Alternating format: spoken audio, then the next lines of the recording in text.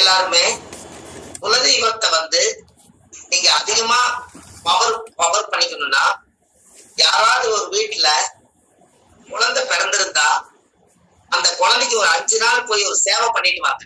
அது அவங்கள குளிக்க வச்சு அந்த குழந்தைய ஆரோக்கியப்படுத்திட்டு வாங்க. உங்களுக்கு குழந்தைங்க சக்தி வீட்டுக்குள்ள வந்து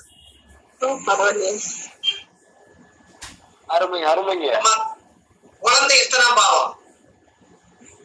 5ஆம் பாவம். குழந்தைங்க எத்தனாம் பாவம்? 5ஆம் ஐயா. அப்ப குழந்தைய நாம குழந்தைக்கு ஒரு சேவை பண்ணா குழந்தையும் தெய்வம் ஒண்ணுன்னு சொன்னீங்க. சேர்த்து சொன்னதுனால குழந்தையும் தெய்வம் கடைசியில குலதெய்வம். எப்படி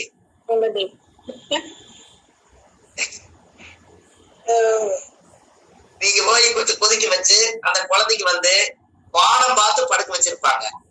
நாம படுத்து தூங்க முடியுமா? அப்படி அந்த குழந்தைய வானம் பார்த்து படுக்க வச்சிருப்பாங்க. அது ஏன் அப்படி? மேசத்துக்கு மேசத்தால ரிஷப கழுத்து, மிதன தோள்பட்டை, கடக மார்பு, சிம்ம வயிறு, கன்னி இடுப்பு, துலாம் சிறுநீரகம், விருச்சிக ஆசன வாய்வு, தனுசு தொடை. அப்போ அந்த முழங்கால், அந்த தொடைக்கட்ட முழங்கால் வரும். தொடைக்கு வரும்போது குரு வருவார்.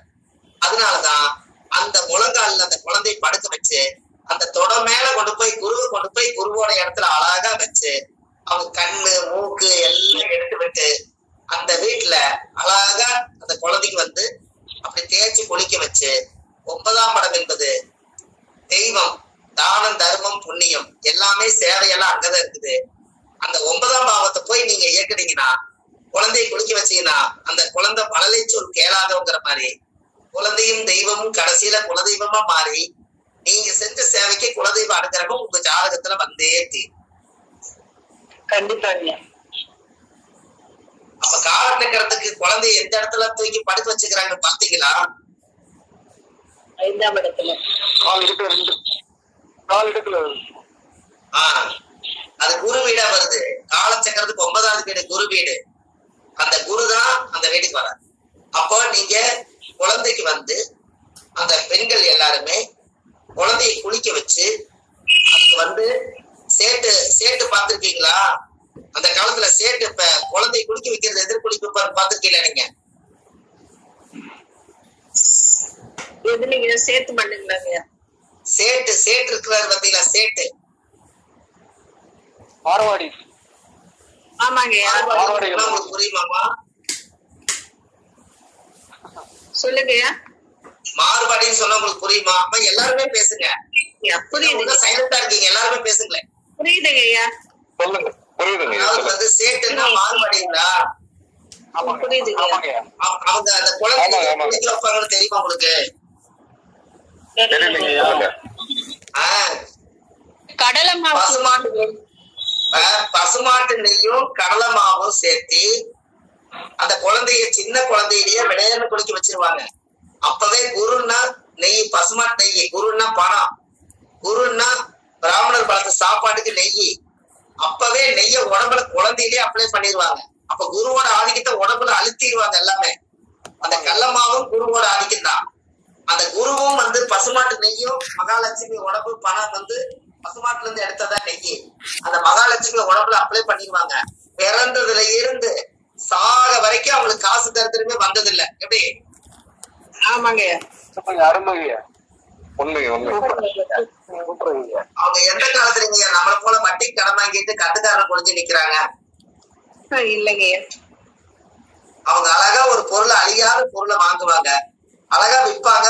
குடும்பமே எல்லாம் சேர்ந்து பாடுபடுவாங்க. எல்லாரும் ஒன்னா சாப்பிடுவாங்க, ஒன்னா தூங்குவாங்க. நல்லா ஆரோக்கியமா இருந்தாங்க. பசுமாட்டு நெய்யும் கடலை மாவும் குருவோட ஆதிக்கம். அந்த காலத்திலேயே நாம முகத்தை விசித்திரமா தெரியணும், நாம ஒரு வெளிநாட்டு வாழ்க்கை மாதிரி இருக்குன்னு சொல்லி நம்மளோட மனிதர்களா இருக்க மாட்டாங்க. அவங்க கடுக்கா மாட்டிக்குவாங்க. லைட்டா அந்த கலர் எல்லாம் அடிச்சு அவங்க விழா கொண்டாடினா கோழி பண்டிகை கொண்டாடுவாங்க. வித்தியாசமான நோன்பு கொண்டாடுவாங்க. எங்கேயாவது ஒரு கல்யாணத்துக்கு போச்சுன்னா ஒரு 1000 ரூபாய் கட்டு, 10 ரூபாய் கட்டு எடுத்து ஏலம் போடுவாங்க. மேல எல்லாம் பணம் எங்கிட்ட இருக்குதுங்கிறத அப்பதான் காய்ப்பாங்க. வெட்டுக்கடியில பணம் வச்சிருப்பாங்க. இத்தனைக்கு குருவோட ஆதிக்கம் தான். அப்ப அவங்க எல்லாருமே காலச்சக்கரத்துக்கு 9ஆம் பாவம் அவங்களோட குலதெய்வி கும்பிடுறதுதான் அவங்களோட மெயின் உபாசன தெய்வமே. அவங்க குலதெய்வை கும்பிட்டு கும்பிட்டு கும்பிட்டு குழந்தைகளுக்கெல்லாம் குருவோட ஆதிக்கத்தை செலுத்துறதுனாலதான் அந்த குடும்பத்துல இன்னைக்கும் காட்டு பணம் குறையில்லாம இருக்கு. சரிங்க சரிங்க.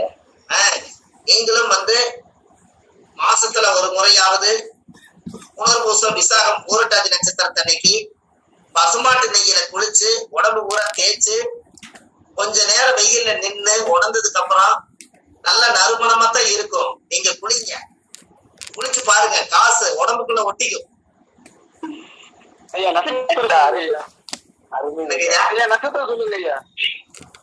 ஐயா புனர்பூசம் விசாகம் பூரட்டாதி நட்சத்திரத்தன்னைக்கு, புனர்பூசம் விசாகம் பூரட்டாதி குருவோட நட்சத்திரத்தன்னைக்கு பசுமாட்டு நெய்க்கு குருவுக்கு ஒரு தொடர்பு இருக்குல்ல ஐயா. இன்னும் ஒண்ணு இல்ல, நீங்க நீங்க யாகம் பண்ணுவாங்க பாத்திருக்கீங்களா? பாத்திருக்கீங்க. சரி, யாகம் பண்ணாங்கன்னா அந்த தர்பை எடுத்து அவங்க ஒரு சட்டியில வச்சு பசுமாட்டு நெய் எடுத்து கொஞ்சம் விட்டு அதுல உருக்கி மை மாதிரி செஞ்சு நெத்தியில வைப்பாங்க. அதானுங்க ஐயா? ஆமாங்க ஐயா. அப்ப அங்க என்ன பண்றாங்க, அன்னையில இருந்து அந்த அத்தனை மூலிகையை போட்டு அந்த உபமந்திரங்களை சொன்னது அத்தனை சேர்த்து இந்த பசுமாட்டு நெய்யை கொண்டு போய் நம்ம அந்த துரியங்கிற இடத்துல வைக்கும் போது நம்ம உடம்புல இருந்து ஒரு ஈர்ப்பு சக்தி இருக்கிறதுனால அன்னையில இருந்து ஒரு சின்ன அந்த கோயிலுக்கு போயிட்டு வந்து ஒரு மாற்றம் நடக்குது.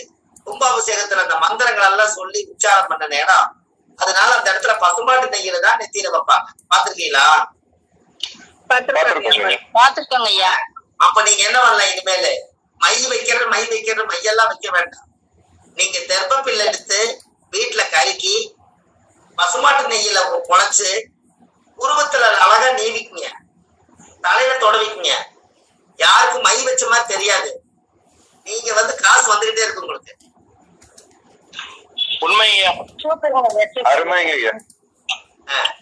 மை வச்சா நமக்கு மை வச்சீங்கன்னு வைங்க, ஓ இவர் ஏதோ மந்திரம் பண்ணிட்டு நிக்கிறாரு, இவரை பார்த்தாலே முகம் வசியமா இருக்குது, இவர்கிட்ட நிக்க கூடாது, இவர்கிட்ட ஜோசி பார்க்க கூடாது ஓடிட்டாங்கன்னா பயமே. அதனால அது புருவமும் நம்மளுக்கு கருப்பா இருக்குது. அதனால கொஞ்சம் புருவத்துல கொஞ்சம் குழைச்சு அப்படி இந்த பக்கத்துல கொஞ்சம் இழுத்து விட்டு இதை கொஞ்சம் இழுத்து இப்படி இழுத்து விட்டு மீதி இருக்கிறதெல்லாம் எடுத்து தலை உச்சியில கொஞ்சம் வச்சு விட்டீங்கன்னா அவ்வளவுதான். நம்ம காலையிலேயே குருவை இயக்கிட்டான். கர்ப்பப்பிள்ளை கேது ஞானகாரகன் உச்சியில கொண்டு போய் ஒரு பொட்டு வைங்கன்னு எல்லாம் நம்மளோட உச்சி தான் நம்மளோட சுழி விழுகுது பாருங்க, அந்த இடத்துல யாருக்குமே தெரியாம நீங்க ஒரு பொட்டு வச்சிருங்க. அது வைக்கும் போது குருவும் கேது இயக்குறீங்கல்ல. ஆமாங்கய்யா. அப்ப ஞானகாரகன் கேது, வித்தைகாரகர் குரு, இந்த ரெண்டு நம்ம கிட்ட இருந்தா எல்லா வித்தையும் நல்லா பழங்க. அவ்வளவுதான். இனிமேல் நீங்க தர்ப்பப்பிள்ளோட ரகசியம் உங்களுக்கு நான் சொல்லியிருக்கேன்னா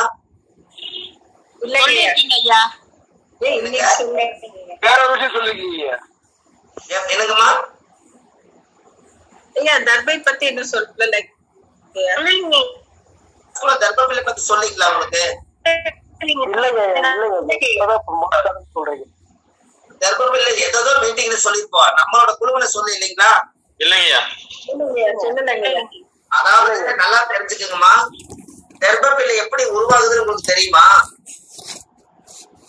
நல்லா வாழ்ந்து நல்லா பொழைச்சு குழந்தையெல்லாம் பிறந்து அவரு கல்யாணம் பண்ணி வச்சு பேரம்பேத்தி எல்லாம் பிறந்து அந்த பேரம்பேத்திக்கும் கூட சீர் சீமந்த செஞ்சு போட்டு பாட்ட கொள்ளு பாட்டனா இருந்து பாவங்கள் செய்யாம புண்ணியம் மட்டுமே செய்து அவர் கடைசியில இயற்கை மரணமாகி பூர்ண ஆயிலோடு அவர் காலமானா அந்த ஊரே சேர்ந்து வருத்த நல்லா வாழ்ந்து பொழைச்சு வர கொண்டு போய் அவங்க கட்டையெல்லாம் வச்சு எரிச்சிருவாங்க. அது எரிச்சு முடிச்சதுக்கு அப்புறம் மறுநாள் காலையில போய் ஒரு எலும்பு துண்டு எடுத்து அஸ்தியில போட்டு அந்த ஒரு மண் கலையத்துல போட்டு எடுத்து கொண்டு போய் இந்த ஆத்மாவை கொண்டு போய் கரைக்கிறதுக்கு போவாங்க.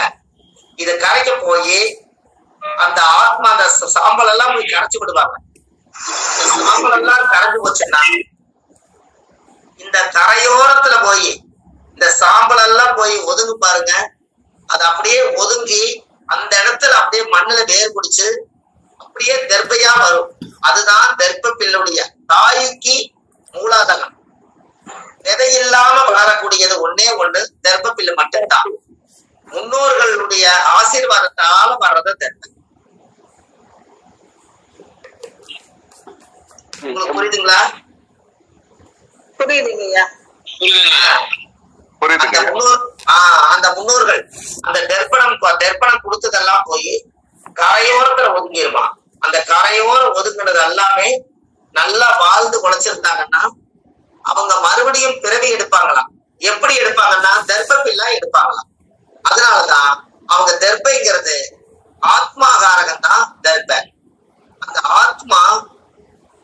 ஆத்மா சாந்தி தர்ப்பணம் அது பூஜை பண்றதுக்கு கையில தர்ப்பப்பில்ல பிராமணர் வச்சிருக்கிறாரு இல்லையா? தர்ப்பப்பில்ல வச்சுக்கிறாங்க பாத்தீங்களா? அப்ப அந்த ஆத்மா சாந்திக்கு தான் அந்த பவர். அதனால தர்ப்பை தாய் இல்லாம தந்தை இல்லாம மூலாதார விதைகளே இல்லாம தனிமையா போய் வாழ்ந்து குழைச்சக்கூடிய புண்ணியம் தான் தர்ப்பப்பில். அது வளர்ந்ததுக்கு அப்புறம் அதை கொண்டு ஒரு கெராடம் பிடிக்குதுன்னா கூட அதை கொண்டு போய் அந்த தர்ப்பப்பில்ல சாமிக்கே சக்தி குறையாம இருக்கணும்னா இந்த முன்னோர்கள் வாழ்ந்த முன்னோர்கள் வாழ்ந்த அந்த தர்ப்பனா அந்த சாமியவே போய் காப்பாத்துது. எப்படி? அப்ப எல்லாத்தோட வீட்டிலுமே ஒரு தர்ப்பப்பில்லு நம்ம ஜாதகம் பாக்குற இடத்துல தொழில் செய்யற இடத்துல வச்சுக்கலாம். குழந்தைகளுக்கு பள்ளிக்கூடம் போகும்போது தர்ப்பப்பில்லுல நீங்க ஒரு ஆசீர்வாதம் பண்ணி விடலாம். அடிக்கடி வெள்ளிக்கிழமை தர்ப்பப்பில்லுல குழந்தைகளுக்கு பவித்திர மோதிரம் போட்டு தூங்க வைக்கலாம். தர்ப்பையுடைய பவர் இருக்கும் போது தர்ப்பைக்கு உண்டானது என்ன கிரகம்? கேது. கேது என்பது ஞானகாரகன். தர்ப்பையை நீங்க உங்க வீட்டுக்குள்ள வச்சிருக்க வரைக்கும் அந்த வீட்டுல முன்னோர்களுடைய ஆசீர்வாதம் இருக்குமா? அப்ப அந்த குழந்தைகளுக்கு ஞானம் சுரக்குமா? அப்ப இனிமேல் தர்ப்பையில நீங்க வீட்டுல வச்சிருந்தா முன்னோர்களுடைய ஆசீர்வாதம் எப்போதும் இருக்கு. பாருங்க. சரிங்க ஐயா. அப்ப இதெல்லாம் பரம ரகசியம் தானுங்க. ஆமாங்க ஐயா. இன்னைக்கு சிறப்பான தர்ப்பப்பில்லுக்கு அந்த காலத்துல பிராமணர் வீட்டுல அவங்க 1000 பிரச்சனைகள் இருந்தாலும் அவங்களுக்கு ஏன் சமஸ்கிருதத்தை அவ்வளவு வேகமா படிக்க முடியுது? நம்ம ஜோதிடம் படிக்கிறோம். ஏன் அவங்க சமஸ்கிருத எழுத்து ரொம்ப டஃப், பயங்கர டஃப், படிக்கிறது ரொம்ப கஷ்டம். எந்த இடத்துல நிறுத்தணும், எந்த இடத்துல சுதி ஆரம்பிக்கணும், அந்த பாட்டு கொண்டுனா ஓம் கிரீம் க்ளீம் ரீம் உச்சிஷ்ட மகா கணபதியே வரவரத சர்வஜனமே சமான்ய ஸ்வாஹா. எங்கேயோ போதே இல்லையா உங்களுக்கு? அவங்க எங்க இழுக்கணும், அவங்க எங்க இழுக்கணும், அந்த பிராமணர் இருக்கு. அப்போ அந்த அவ்வளவு ஞானங்கள் கிடைக்கணும்னா அதுக்கு யாருடைய மூலாதாரத்தினால அந்த படிப்பை அவ்வளவு சமஸ்கிருதத்தை படிச்சு மந்திரம் ஓத முடியுதுன்னா அவங்க வீட்டுல தர்ப்பப்பில்லு பாயில உட்கார்ந்து ஒரு காலத்துல அது பண்ணிருக்காங்க. எப்படின்னா பாருங்களேன், ஒரு நிமிஷங்க ஐயா. அம்மா ஐயா லைட் கிடைச்சிட்டுங்களா? இருக்குங்கய்யா. அப்போ அந்த காலத்துல அப்ப பிராமணர் எல்லாம் அந்த ஸ்லோகத்தை சொல்லி அந்த மந்திரங்கள் எல்லாம் பாடுறதுக்கு அவங்க தெர்ப்பணம் கொடுக்கறதுக்கு ஒரு சொம்பு ஒரு தெர்ப்பம் வச்சுட்டு ஆத்தங்கரைக்கு போவாங்க. ஆத்தங்கரையில போய் பவித்திரம் போட்டுக்குவாங்க. அந்த ஸ்லோகம் சொல்லுவாங்க. எல்லாமே ஞான சக்திகள் எல்லாம் சித்தியானது காரணமே மூலாதாரம் விலை ரொம்ப கம்மி. கடையில போய் கேட்டா வெறும் கட்டே 5 ரூபா தான். ஆனா 5 ரூபாயில 5 பஞ்சபூதத்தை கண்டுபிடிச்சலாம் பாருங்க தர்மபில்ல.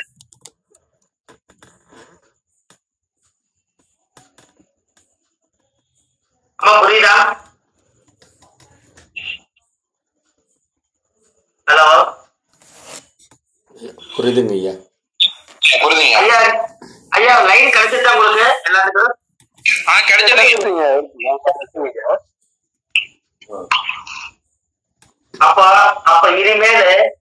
அப்ப இனிமேலு நீங்க தெர்ப்பப்பில்ல முதல் வீட்டுல வாங்கி அசுவனி மகம் மூலம் கேது கூட நட்சத்திரம் தண்ணிக்கு வாங்கி கேதுன்னா நூலு அழகா தெர்ப்பப்பில்ல மூளை போட்டு கட்டி பொட்டு சுந்தரம் வச்சு பூஜை ரூபல தெர்ப்பப்பில்ல வைங்க. முன்னோர்கள் எல்லாம் அந்த இடத்துல குடி கொண்டுருவாங்க. அப்ப நம்ம தெர்ப்பம் கொடுக்கலினாலும் தெர்ப்பப்பில்லுக்கு பூஜை பண்ணிட்டே இருங்க. அமாவாசை வந்தா என்ன, பௌர்ணமி வந்தா என்ன, தெர்ப்பப்பில்லுக்கு சேர்த்து ஒரு தீபாவளி காமிங்க. முன்னோர்களுக்கு நீங்க காப்பிட்டு இருக்கிறீங்க. சரிங்க. அப்ப உங்களுக்கு புரியுதா? புரியுதுங்கய்யா. ஐயா புரியுதுங்க ஐயா. முன்னோர்களுக்கு நீங்க பூஜை பண்றது ரொம்ப சிறப்பு தானே. கண்டிப்பா. ஆமாங்க ஐயா, செய்யறேங்க, இனிமேல் செய்யுங்க. ஐயா, கேதுன்னா ஞானகாரகம். ஞானம் முட்டி போச்சுன்னா சாமியார் ஆயிடுவாங்க, சித்தர்கள் ஆயிடுவாங்க. சித்தர் என்ன வேட்டி கட்டிப்பாரு? காதி காவி வேட்டி கட்டி. காதி வேட்டி கட்டிப்பாரு. ரைட்டு. உங்களுக்கு பிரச்சனை இருந்தா, தீராத பிரச்சனை, எனக்கு சந்த நஷ்டமோ, எனக்கு இன்னைக்கு வெளியிலேயே போக முடியாது, நான் பழைய பிரச்சனையெல்லாம் இன்னைக்கு அப்படின்னு உங்களுக்கு மனசுக்குள்ள தடுமாற்றம் இருந்தா, முதல்ல காவி வேட்டி, ஆண்களா இருந்தா காவி வேட்டி கட்டுங்க. வேட்டி கட்டிட்டு ஒரு நாள் நீங்க வேட்டி மட்டும் கட்டிட்டு உங்க வேலைக்கு பாருங்க. பெண்களா இருந்தா காவிலேயே சேலை கட்டிக்கிட்டீங்க. அன்னைக்கு ஒரு நாள் நீங்க இருங்க. அன்னைக்கு ஒரு நாள் நீங்க சன்னியாசி மாதிரி. சன்னியாசிக்கு பிரச்சனை ஏதாவது உண்டா? இல்லைங்க ஐயா. அப்ப நீங்க அந்த சந்தர்ப்பத்துல தவிச்சுக்கிறதுக்கு சரியான பரிகாரம் காவி வேட்டி, காவி தொண்டு, காவி போனதுதான். எப்படி?